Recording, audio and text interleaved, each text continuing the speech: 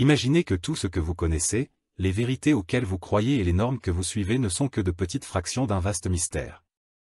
Il y a quelque chose de caché, quelque chose qui vibre sous la surface, attendant d'être révélé. Et aujourd'hui, nous avons la chance d'explorer ces vérités cachées, en comprenant un peu plus ce qui existe au-delà du visible. Mais qu'y a-t-il vraiment au cœur de cette énigme? Sommes-nous simplement en train de répéter ce qu'on nous a appris, ou y a-t-il plus à découvrir? La réponse pourrait être troublante, il y a des secrets gardés, des connaissances interdites qui pourraient transformer notre perception du monde et notre rôle dans celui-ci. Le livre de Lucifer est considéré comme l'une des clés de ces vérités non dites. Défi et intrigue, il met en question les idées établies sur la quête du savoir et soulève des questions sur l'autorité des institutions qui, depuis longtemps, guident la compréhension de l'humanité. Pour ceux qui osent interroger ce que beaucoup évitent, ce que ce livre suggère n'est pas une confrontation avec le mal, mais un pont vers le savoir caché. Dolores Cannon, dans son œuvre « Between Death and Life », approfondit des concepts qui transcendent la réalité physique. Ses recherches révèlent un univers rempli de mystères, en attente de ceux qui ont le courage et la volonté de les explorer. Selon ses études, ce que nous voyons n'est qu'une infime partie de la réalité, une façade qui sert souvent à cacher des vérités complexes. Tout comme le christianisme a commencé son voyage comme une petite étincelle dans un vaste empire romain, s'étendant et modelant les civilisations, des questions sur la rétention des connaissances par l'Église ont émergé. Depuis sa fondation, des critiques soulèvent la question, dans quelle mesure les informations qui nous ont été transmises ont-elles été sélectionnées et façonnées pour contrôler et limiter?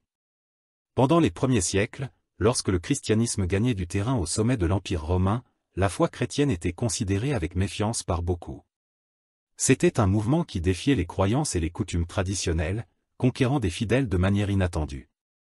Bien qu'il ait commencé avec des disciples modestes, son influence a rapidement augmenté, et il ne fallut pas longtemps pour qu'il devienne l'une des forces les plus puissantes de l'histoire. Mais cette croissance accélérée n'a pas été bien accueillie par tous, certains ont commencé à s'interroger sur l'autorité que l'Église établissait sur la vérité. L'idée que le christianisme pourrait cacher des informations cruciales, en particulier celles qui conféraient l'autonomie à la pensée, est l'une des critiques les plus acerbes que l'institution religieuse ait rencontrées au cours des siècles. Pour beaucoup, l'Église a toujours agi comme une sorte de gardienne, déterminant ce que la population devait ou non accepter comme vrai. Et c'est là qu'intervient le livre de Lucifer, une œuvre qui défie ce monopole du savoir. Il avance l'hypothèse que des groupes religieux, tout au long de l'histoire, ont caché des connaissances libératrices, en particulier celles qui pourraient favoriser une réflexion autonome. Dans ce contexte, Lucifer est dépeint non pas comme une entité maléfique, mais comme un symbole de lumière et de connaissances interdites. Le récit suggère qu'il représente une force qui nous invite à remettre en question, à chercher des vérités qui ne nous sont pas facilement offertes. Entre les VE et XVe siècle, pendant le Moyen Âge, l'influence de l'Église s'est étendue au-delà de la spiritualité, imprégnant les lois, les comportements et même les gouvernances. Le contrôle de l'Église était palpable, et ceux qui osaient remettre en question sa domination payaient un prix élevé. Un exemple emblématique de ce pouvoir a été l'Inquisition, établie au XIIe siècle. Dans le but d'éliminer l'hérésie, c'est-à-dire les croyances contraires au dogme chrétien, l'Église a réduit au silence les penseurs et les scientifiques dont les idées défiaient sa doctrine. Giordano Bruno, un philosophe qui défendait l'existence d'un univers infini et d'autres théories qui entraient en collision avec les enseignements religieux, a été brûlé en 1600 comme un exemple public des conséquences de remettre en question le savoir contrôlé. Déjà au XIXe siècle, Friedrich Nietzsche a défié les dogmes chrétiens de manière intellectuelle. En 1882, il a déclaré de manière provocante « Dieu est mort ». L'expression, que beaucoup ont interprétée à tort de manière littérale, cherchait en réalité à illustrer la perte de pertinence de la religion traditionnelle pour une société qui devenait de plus en plus rationaliste. Nietzsche croyait que la dépendance des gens à un pouvoir divin les affaiblissait, les empêchant d'atteindre leur plein potentiel. Selon lui, le christianisme décourageait la pensée critique et l'autosuffisance, créant un environnement où la croissance humaine était limitée. Les idées de Nietzsche ont inspiré des mouvements anti-religieux, étant adoptés par certains défenseurs du satanisme qui a émergé dans les années 1960. Anton LaVey, fondateur de l'Église de Satan, a publié « La Bible satanique » en 1969, une œuvre qui célèbre l'individualisme, l'indulgence et l'autonomie comme piliers de la vie. Tout comme Nietzsche, LaVey croyait que le christianisme limitait l'esprit humain en induisant des culpabilités et en interdisant les désirs naturels. Cette critique de l'Église, lancée par des philosophes et perpétuée par des mouvements contre-culturels, soulève une question fondamentale: l'institution a-t-elle réellement cherché, au cours des siècles, à contrôler l'accès au savoir? La question du contrôle des informations par l'Église s'approfondit au fil des siècles, avec d'innombrables exemples de censure et de persécution. En substance, la critique suggère que l'Église, au lieu d'être uniquement un guide spirituel, est devenue une puissante gardienne des connaissances. Cette idée, explorée dans des œuvres comme le livre de Lucifer, met en évidence la possibilité que des informations qui pourraient libérer l'esprit humain ont été intentionnellement voilées. Cette perspective voit Lucifer comme le porteur de la lumière, une lumière qui symbolise le désir insatiable du savoir interdit et la quête d'une vérité au-delà des impositions sociales et religieuses. Dans ce contexte, le rôle de Lucifer transcende le stigmate négatif et devient la représentation du courage de remettre en question et de défier les autorités qui dictent ce qui est ou non acceptable. La figure de Lucifer, alors, devient celle de l'éducateur, pas de l'adversaire, quelqu'un qui éclaire le chemin de ceux qui veulent voir au-delà du visible. À l'époque de la Renaissance, par exemple, des penseurs comme Galilée Galilée, Léonard de Vinci et d'autres ont ouvertement défié les enseignements de l'Église, défendant des théories et faisant des découvertes qui révélaient un univers bien plus vaste et complexe. Galilée, en défendant le modèle héliocentrique, qui place le Soleil au centre du système planétaire, est entré en conflit direct avec la doctrine de l'Église et a été forcé d'abjurer ses idées pour éviter le même sort que Bruno. La censure religieuse n'a pas été uniquement une caractéristique du moyen âge ou de la Renaissance. Même à l'époque moderne, des idées qui encouragent la pensée indépendante et la remise en question du statu quo sont souvent traitées avec méfiance. Pour ceux qui sympathisent avec la philosophie du livre de Lucifer, ce mouvement intellectuel pour la recherche de vérités cachées et interdites est considéré comme essentiel à l'émancipation de l'individu. Le concept d'illumination et de libération, que Lucifer représente pour certains, vient de traditions qui remontent à l'Antiquité, où le savoir était considéré comme la véritable clé de la liberté. Dans les sociétés anciennes, la connaissance et le pouvoir étaient entrelacés, et posséder le premier signifiait un accès direct au second. Ainsi, remettre en question la vision officielle du monde était plus qu'un acte de curiosité, c'était un chemin vers l'émancipation personnelle et sociale. Au fil des siècles, des mouvements qui encouragent la pensée autonome et la connaissance de soi se sont renforcés, et l'idée de chercher des vérités au-delà des limitations imposées a gagné des adeptes. Aujourd'hui, beaucoup se demandent, que reste-t-il caché de nous? Dans quelle mesure nos croyances ont-elles été façonnées par des institutions qui préfèrent maintenir le pouvoir sur le savoir? Des penseurs modernes qui analysent cette perspective, inspirés par les idées de Nietzsche, Lavey, et d'autres, soutiennent que le véritable but de Lucifer n'est pas de corrompre, mais d'illuminer. Il serait le symbole d'une quête incessante de connaissance et d'un refus d'accepter des limitations qui obstruent la découverte de l'inconnu. Cette vision non orthodoxe offre un contraste profond avec les interprétations conventionnelles, suggérant que la clé de la croissance humaine réside dans la capacité de chacun à explorer et à remettre en question sans peur. Alors que nous nous rapprochons du présent, l'héritage de ces questionnements anciens et nouveaux nous met au défi de reconsidérer le rôle du savoir dans notre vie. Les vérités cachées, si elles sont mises en lumière, ont le potentiel de redéfinir non seulement ce que nous croyons, mais qui nous sommes et jusqu'où nous pouvons aller. Le doute est un élément essentiel à la croissance personnelle et intellectuelle. Antoine Lévey soutient que la capacité de s'étonner et de remettre en question est cruciale pour l'évolution individuelle. Alors que de nombreuses religions découragent le doute, le luciférianisme le promeut, soulignant l'importance d'explorer l'inconnu. La connaissance, par conséquent, n'est pas considérée comme une accumulation d'informations, mais comme un voyage actif de découverte qui nous transforme constamment. En permettant au doute de nous guider, nous commençons à démanteler les structures rigides de pensée qui nous empêchent souvent d'avancer. Lorsque nous nous permettons de douter, nous commençons à remettre en question non seulement les croyances qui nous ont été transmises, mais aussi nos propres perceptions et valeurs. Cela peut être un processus inconfortable, mais il est absolument nécessaire pour la croissance. Le chemin de l'illumination n'est pas simple. Il exige la volonté de confronter des vérités difficiles et de réévaluer nos croyances. Cela signifie être ouvert à de nouvelles idées, même si elles défient nos visions du monde. Ce processus nous aide à comprendre que la connaissance est dynamique et transforme notre perception de la réalité. Une vision critique du monde nous permet de voir la profondeur de nos idées et la fragilité des vérités absolues qui, souvent, sont présentées comme immuables. Ainsi, le doute peut être un allié précieux, une lumière qui éclaire les recoins sombres de notre compréhension et nous incite à rechercher la vérité, même si cette recherche nous mène à des endroits inattendus. Lorsque nous remettons en question ce qui nous est enseigné, nous libérons en réalité notre esprit des restrictions qui nous ont été imposées. Remettre en question les normes établies est une forme de rébellion qui nous libère des limitations imposées par la société. Tout au long de l'histoire, ceux qui ont défié le statu quo ont souvent été réduits au silence, depuis l'Inquisition jusqu'aux critiques contemporaines de la religion. Cependant, leur voix reste des phares d'espoir pour ceux qui recherchent la liberté intellectuelle. La lutte contre l'oppression de la pensée est un thème récurrent dans l'histoire de l'humanité, et beaucoup de ceux qui ont osé penser différemment ont payé un lourd tribut pour cela.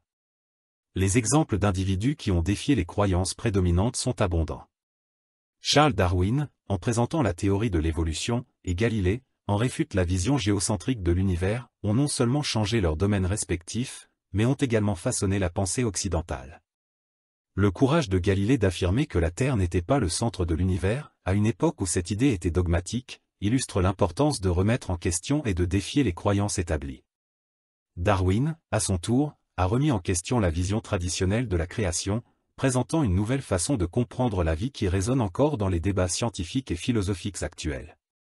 Ces exploits sont commémorés parce qu'ils sont le fruit du courage de remettre en question et de la recherche de réponses plus profondes. L'héritage de penseurs comme Nietzsche et Darwin nous apprend que le progrès vient souvent de personnes qui sont assez courageuses pour remettre en question ce que tout le monde pense. La critique que Nietzsche a faite de la religion n'était pas seulement un rejet des croyances traditionnelles, mais un appel à la liberté de penser et à la recherche de la vérité. Dans ses œuvres, il a souligné l'importance de confronter les idées héritées et de forger son propre chemin, libre de dogmes. Au-delà des figures historiques, la quête de la vérité est aussi un voyage personnel. Chacun de nous doit avoir le courage de remettre en question ce qui nous a été enseigné depuis notre enfance, les valeurs qui nous ont été imposées et les normes qui nous entourent. Ceci est essentiel pour devenir un individu autonome, capable de penser de manière critique et d'agir en accord avec ses propres convictions. La liberté n'est pas seulement un concept, c'est un état d'être qui se manifeste lorsque nous nous libérons des dogmes et des attentes externes. La véritable croissance personnelle se produit lorsque nous mettons au défi notre zone de confort et explorons l'inconnu. Ce voyage peut être rempli d'incertitudes et de peur, mais c'est justement dans cet espace de doute que nous trouvons les opportunités de nous réinventer. En remettant tout en question, des croyances religieuses aux normes sociales, nous ouvrons la voie à de nouvelles idées et approches. Ce processus d'auto-exploration est crucial pour façonner non seulement notre compréhension du monde, mais aussi pour définir qui nous sommes et ce que nous valorisons. Enfin, la quête de l'illumination est un appel à la liberté, liberté des dogmes, des peurs et des traditions qui limitent notre croissance. En accueillant le doute et l'exploration, nous devenons les architectes de notre compréhension, capables de façonner nos vérités et, ainsi, de transformer nos vies. La connaissance n'est pas un fardeau, mais un cadeau qui nous permet de voir le monde plus clairement. Il est crucial pour la croissance mentale de cultiver le doute et le scepticisme. Lorsque nous commençons à remettre en question nos propres croyances, idées et suppositions, nous faisons le premier pas vers la connaissance de soi. Ce processus de réflexion nous permet de voir au-delà de ce que nous avons toujours cru être vrai, et c'est justement à ce moment-là que les changements les plus significatifs surviennent dans nos vies.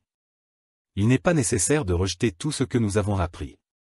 Au lieu de cela, nous pouvons adopter une approche critique qui nous permette de trouver notre propre façon de comprendre le monde.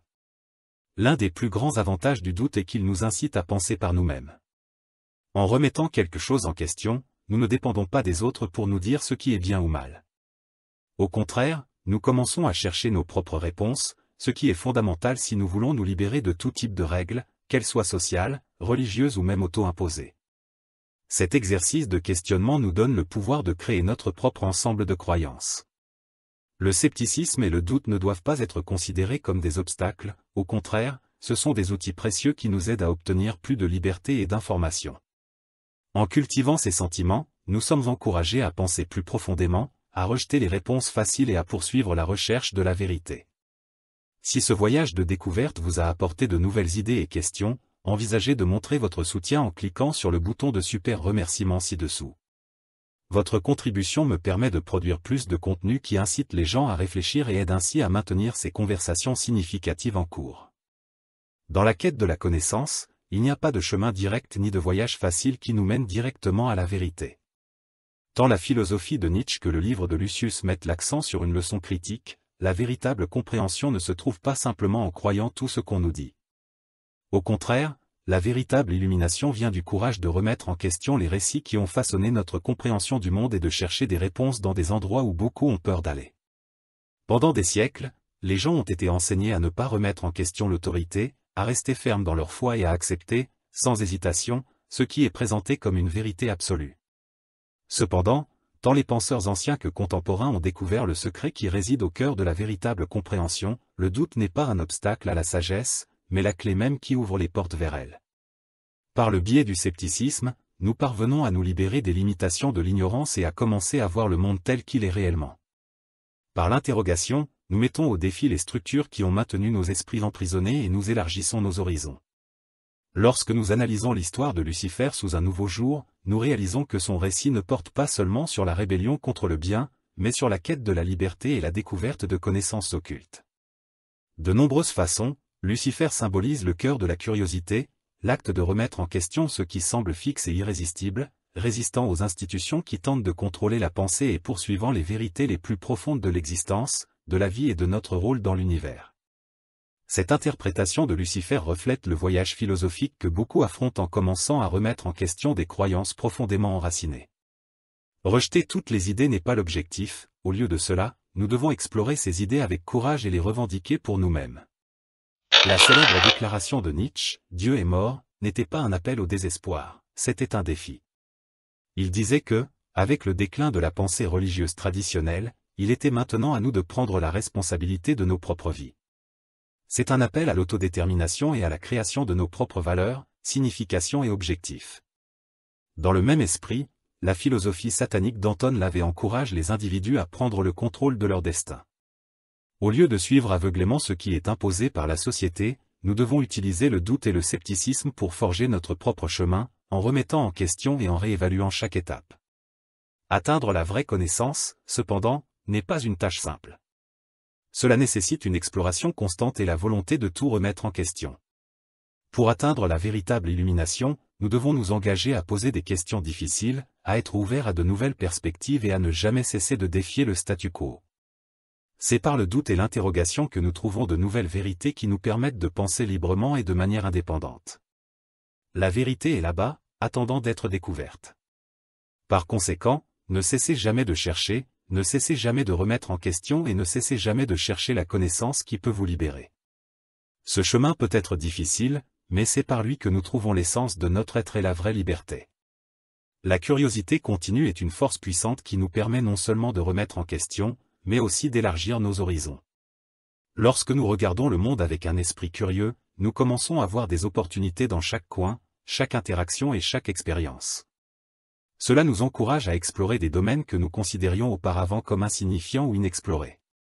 L'histoire regorge d'exemples de personnes qui ont changé le cours de la pensée humaine simplement en remettant en question ce qui était considéré comme impossible. Des noms comme Einstein et Curie illustrent l'impact qu'un esprit curieux et questionneur peut avoir. Par le biais de la science, de l'art et de la philosophie, ces figures ont ouvert de nouvelles voies et ont mis en lumière des vérités qui étaient auparavant invisibles. En conclusion, le voyage à la recherche de la connaissance est rempli d'incertitudes et de défis, mais il est également une source inestimable de croissance personnelle et collective. En remettant en question, en doutant et en explorant, nous développons non seulement une compréhension plus profonde de nous-mêmes, mais nous contribuons également à un monde plus conscient et informé. Merci de m'avoir accompagné dans ce voyage de découverte et d'illumination. N'oubliez pas de vous abonner pour ne manquer aucun contenu futur. À bientôt.